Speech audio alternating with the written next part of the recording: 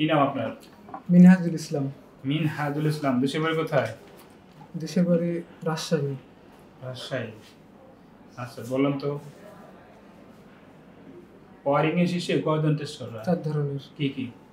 Polarity test, continuity test, insulation test এবং earth resistance test. বাসাবাড়ি earthing resistance মান কত থাকা উচিত? বাসাবাড়ির আর্থিং রেজিস্ট্যান্সের মান 1 ওহম থাকা উচিত। একটা রড গাড়ার পর আর্থিং রেজিস্ট্যান্স মান এখন পাচ্ছেন না, কি করতে হবে? আর একটা পাশাপাশি প্যারালাল আর্থিং করতে হবে। ডাইরেক্ট যাবো ইমিডিয়েটলি, কোনো ব্যবস্থা গ্রহণ করবো না? জি স্যার, প্যারালাল করতে হবে, তবে একটা থেকে আরেকটা ডিসট্যান্স হবে 1.8 মিটার। 1.8 মিটার। জি স্যার। মানে একটা আর্থিং আমি করছি, এরপর যদি আমরা আসানোর আরেকটা প্রয়োজন হয় তাহলে আরেকটা দিব। 1.8 মিটার দূরত্বে আরেকটা করতে হবে। এর মাঝে এছাড়া আর কোনো পদক্ষেপ নেই? স্যার পাশাপাশি প্যারালাল কানেকশন করে দুটোকে কমন করে দিতে হবে। একাধিক আর্থিং ছাড়া আর কোনো পদক্ষেপ নাই? স্যার যে কয়লা, লবণ এগুলো দিয়ে আর্থিং রেজিস্ট্যান্স মান আর কমানো যায় ব্যবহার করে।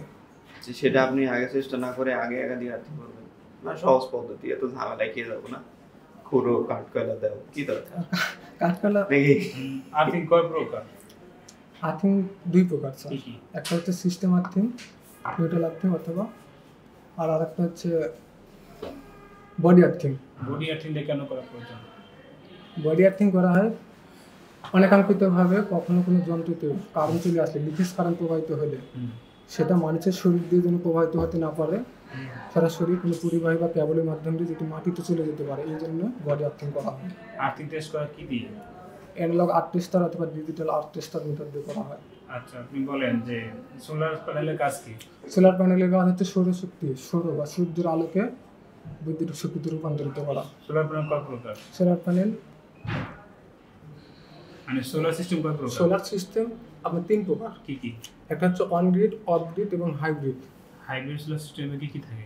হাইব্রিড সোলার সিস্টেমে আপনার ব্যাটারি থাকে এবং গ্রিড সিস্টেমও উভয়ই থাকে, মানে কোনো অবস্থাতেই লোডশেডিং হয় না। সোলার হাইব্রিড সোলার সিস্টেম কি কি থাকে? সোলার প্যানেল হ্যাঁ জি স্যার, সোলার প্যানেল থাকে, আপনার ব্যাটারি থাকে, তারপরে চার্জ কন্ট্রোলার থাকে, ইনভার্টার থাকে এবং গ্রিড সিস্টেমের সাথে সংযুক্ত থাকে। চার্জ কন্ট্রোলার থাকে? জি স্যার। চার্জ কন্ট্রোলার থাকে? হ্যাঁ জি স্যার, চার্জ কন্ট্রোলার থাকে। আচ্ছা নেট মিটার থাকে না? জি স্যার, নেট মিটারিং থাকে। নেট মিটারের কাজ কি? নেট মিটারের কাজ হচ্ছে স্যার, গ্রাহকের উৎপাদিত অতিরিক্ত বিদ্যুৎকে গ্রিড সিস্টেমে গ্রিডে পাঠিয়ে এবং গ্রিড থেকে গ্রাহকের চাহিদা অনুযায়ী বিদ্যুৎ নেওয়া, এই যে নেওয়া দেওয়ার যে একটা হিসাব, এই জিনিসটা নেট মিটারিং করে থাকে। আচ্ছা ডুয়াল স্টার্টার কেন করে? ডুয়াল স্টার্টার কেন করা হয় স্যার? ভারী লোডকে কন্ট্রোল করার জন্য 1 থেকে 5 এইচপি মোটর নিরাপদে কন্ট্রোল করার জন্য ডুয়াল স্টার্টার করা হয়। সিলিং ফ্যানে কয়টি কয়েল থাকে? সিলিং ফ্যানে 2টি কয়েল থাকে। এটা কি মাপা হয়? একটা হচ্ছে স্টার্টিং কয়েল আর রানিং কয়েল। এটাকে চিহ্নিত করার জন্য রেজিস্ট্যান্স টেস্ট করে এটাকে বের করা হয়। আচ্ছা কোন কয়েল রেজিস্ট্যান্স বেশি? স্টার্টিং কয়েলের রেজিস্ট্যান্স বেশি। ক্যাপাসিটর আমরা কেন ব্যবহার করি? ক্যাপাসিটর ব্যবহার করি সিঙ্গেল ফেজ, আমরা জানি ceiling fan single phase induction motor, এটি নিজে নিজে সরাসরি স্টার্ট নিতে পারে না, এই জন্য সিরিজে স্টার্টিং কয়েলের সাথে সিরিজে আরেকটি ক্যাপাসিটর আমাদেরকে সংযুক্ত করতে হয়। মোটর কাপ বলতে কি বোঝায়? মোটর কাকে বলে? যেই যন্ত্রের সাহায্যে ইলেকট্রিক্যাল শক্তিকে যান্ত্রিক শক্তিতে রূপান্তরিত করা হয় তাকে ইলেকট্রিক মোটর বলে। এটার নাম? এটা 3 gang 1 way series. 3 gang 1 way series. এটা 3 পিন রাউন্ড সকেট। কত অ্যাম্পিয়ার হয়ে থাকে? এটা 15 থেকে 20। ওয়্যারিং করতে গেলে কত আরএম কেবল দিতে হয়? 15 অ্যাম্পিয়ারের ক্ষেত্রে 4 আরএম কেবল ব্যবহার করতে হয়। 1 টন এসি কত ওয়াট? জি স্যার, 1 টন এসি কত ওয়াট? 1 টন এসি আপনার 1300 ওয়াট। 1300 ওয়াট না? আচ্ছা এই যে সুইচটা আছে, এটা সুইচ চিনেন দেখেন তো স্যার, এটা ইন্টারমিডিয়েট সুইচ। কোথায় ব্যবহার করা হয়? এটা একটি লোডকে 3টি স্থান থেকে বা একাধিক স্থান থেকে কন্ট্রোল করার জন্য ব্যবহার করা হয়। ইন্টারমিডিয়েট সুইচ ব্যবহার করা হয় স্যার। আচ্ছা এটা চিনেন? জি স্যার, এটা ফ্লোটলেস রিলে। ফ্লোটলেস রিলে এটা কখন ব্যবহার করতে হয়? স্যার এটা ব্যবহার করতে হয় আমরা জানি ফ্লোটলেস রিলে হচ্ছে একটি বৈদ্যুতিক সেন্সর ডিভাইস।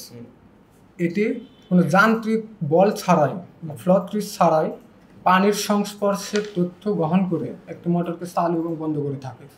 চালু বা বন্ধ করে থাকে, ঠিক আছে। ম্যাগনেটিক কন্ডাক্টরের প্রধান অংশ কয়টি?